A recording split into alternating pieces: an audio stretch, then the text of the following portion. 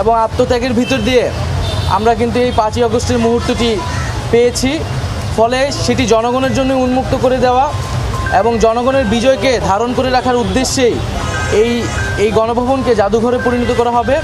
এবং এটি শুধু বাংলাদেশেই নয়, আমরা পৃথিবীর বুকে একটি নিদর্শন হিসেবে রাখতে চাই যে কোনো স্বৈরাচারী, ফ্যাসিস্ট, খুনি রাষ্ট্রনায়কদের আসলে কি পরিণত হয় এবং জনগণই যে আসল মালিকানার এবং ক্ষমতার মালিক, সেই বিষয়টিকে একটি নিদর্শন হিসেবে পুরো পৃথিবীর বুকে রাখার জন্যই আমরা এই গণভবনটিকে জুলাই গণঅভ্যুত্থানের স্মৃতি জাদুঘরে পরিণত করার সিদ্ধান্ত নিয়েছি সরকারের পক্ষ থেকে। এবং সেই উদ্দেশ্যে আজকে আমাদের প্রাথমিক ভিজিট ছিল, যেখানে আমরা এখানে যারা দায়িত্বরত আছেন গণপূর্ত এবং স্থাপত্য বিভাগের দায়িত্বশীল তাদের সাথে কথা বলেছি, তাদের থেকে আমরা প্রাথমিক পরামর্শ নিয়েছি এবং আমাদের আকাঙ্ক্ষাগুলো বলেছি যে আমরা কিভাবে দেখতে চাই। এবং একটি ফর্মাল কমিটি করার জন্য নির্দেশ দেওয়া হয়েছে। হয়তো আগামীকালের মধ্যেই কমিটিটি হয়ে যাবে এবং কমিটি হলে এটি হয়তো নেক্সট সপ্তাহ থেকে আমরা কাজ শুরু করব এবং বলা হয়েছে যাতে দ্রুত সময়ের মধ্যে আমরা এটি উদ্বোধন করতে পারি, সেজন্য খুব দ্রুত গতিতে কাজ সম্পাদন করার জন্য। কমিটিতে কারা এক্সপার্টরা, কমিটিতে যারা বিশেষজ্ঞ রয়েছেন স্থাপত্য সাথে জড়িত এবং জাদুঘর বিশেষজ্ঞ এবং যারা আর্টিস্ট রয়েছেন তাদের থেকেও, এবং আমরা বিদেশে যারা রয়েছে জাদুঘর বিষয়ে বিশেষজ্ঞ বা এরকম অভ্যুত্থানের স্মৃতি জাদুঘর করার অভিজ্ঞতা রয়েছে তাদের সাথেও যোগাযোগ করার পরামর্শ নেওয়ার জন্য বলা হয়েছে। আজকে আপনাদের ভিজিটটা কেমন ছিল, মানে কি কি দেখলেন? এখানে প্রথমত যে এই যে 36 দিনের যে অভ্যুত্থানটি, সেই অভ্যুত্থানের পুরো সামগ্রিক স্মৃতিটা থাকবে, দিনলিপিতে থাকবে।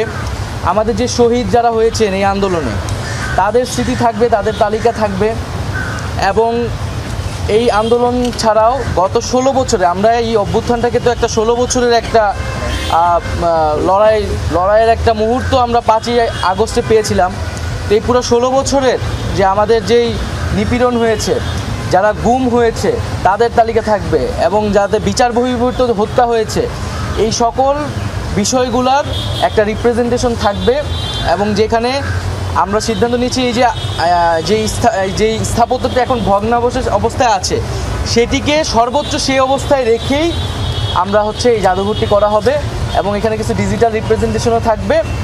আমরা এই ভগ্নাবশেষগুলো রেখেই আমরা কিছু ডিজিটাল কার্যক্রমের মাধ্যমে জাদুঘরটি থাকবে এবং পুরো 16 বছরের আমরা একটা চিত্র সেখানে তুলে ধরার চেষ্টা করি। আচ্ছা, আপনারা যে পরিষদে আলোচনা করেছিলেন, উপদেষ্টা পরিষদে এই কথাটি উঠেছিল কিনা যে আসলে যারা পরবর্তী সরকার প্রধান যারা হবেন, যিনি হবেন, তার বাসভবনটা কোথায় হবে, সেক্ষেত্রে সেই সিদ্ধান্ত কিছু হয়েছে কিনা?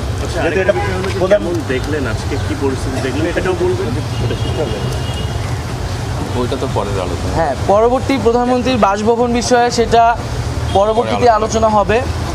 এখন আমাদের যে প্রধান উপদেষ্টা ডক্টর মোহাম্মদ ইউনূস তিনি যেখানে আছেন যমুনাতে, তিনি সেখানেই থাকবেন। আর যেটা বললেন যে এখন যে অবস্থা এখন আমরা ভিতরে দেখতে পেয়েছি যে এখানে প্রচুর দেওয়াল লিখন আছে, গ্রাফিতি আছে। যারা সেদিন এসেছিলেন, স্টুডেন্টরা এসেছিলেন, তারা তাদের ক্ষোভ প্রকাশ করেছেন। এবং এখানে অনেকে যে কিছু ফার্নিচার, আসবাবপত্র যেগুলো লুটপাট হয়েছিল সেগুলো কিন্তু মানুষ আবার রেখে গেছে, সেগুলোও সংরক্ষণ করা হয়েছে। এবং ভাঙচুর রয়েছে, মানুষের ক্ষোভের বহিঃপ্রকাশ পুরা বিল্ডিংটার চারিদিকে ছড়িয়ে রয়েছে। আমরা চেষ্টা করব সেই ক্ষোভগুলোকে যথাসম্ভব ইনটেক্ট রেখেই জাদুঘরের কার্যক্রমটা করা। আরেকটা জিনিস জানবার ছিল আমার, সেটা যে ধরুন এটা তো এত বছর ধরে প্রধানমন্ত্রীর আবাস হিসেবে ছিল, অনেক প্রধানমন্ত্রী ছিলেন, সেই হিসেবে কোনো ঐতিহাসিক নিদর্শনকে মনে হচ্ছে সেটাও রক্ষা করা দরকার। এই 1 টাকা দিয়ে তো মালিকানা নিয়ে নেওয়া হয়েছিল না? 1 টাকা দিয়ে কি মালিকানা নেওয়া হয়েছিল? জনগণের ছিল কতখানি? আমরা জনগণের জন্য এটা উন্মুক্ত করার চিন্তা করছি। না, সেটা তো আমি বললাম যে অন্য কোনো নিদর্শন আছে কিনা, অন্য কোনো সময়। যে আসলে আমাদের আপনারা যেটা বললেন যে দীর্ঘ 16 বছরের পুঞ্জীভূত ক্ষোভ থেকে কিন্তু এই বাংলাদেশে এবং জনগণের মালিকানা কিন্তু কেড়ে নেওয়া হয়েছিল, যেটা বাস্তবতা।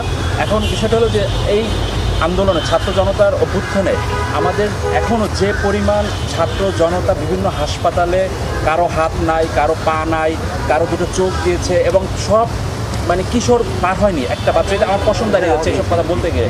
এখন এদের বিষয়ে যারা শহীদ হয়েছেন তাদের পরিবারগুলো তো আমাদের রাষ্ট্রের দায়িত্ব নিতেই হবে।